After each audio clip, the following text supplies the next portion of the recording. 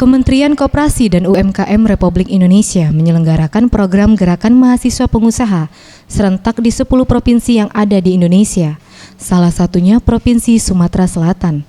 Acara yang dibuka langsung oleh Asisten Deputi Penelitian dan Pengkajian KUMKM Kementerian Koperasi dan UMKM, Christina Agustin.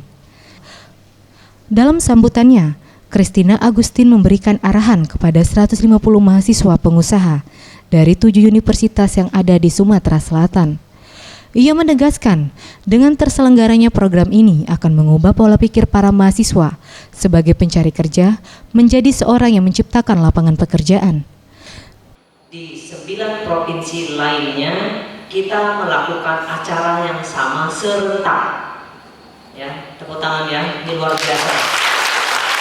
Luar biasa, jadi ini menunjukkan betapa seriusnya Kementerian Koperasi ingin membangun semangat atau jiwa kewirausahaan dan mendidik adik-adik mahasiswa menjadi pengusaha-pengusaha yang handal. Dari 150 mahasiswa pengusaha, terpilihlah 80 mahasiswa yang akan mengikuti pelatihan selama 3 hari.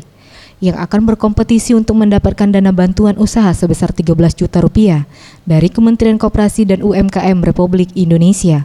Tim Liputan Sriwijaya TV.